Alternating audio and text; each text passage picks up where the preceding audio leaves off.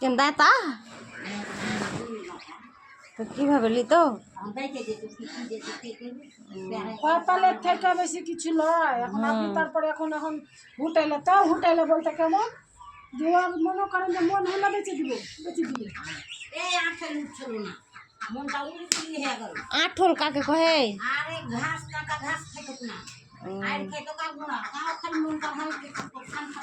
আঠলে যে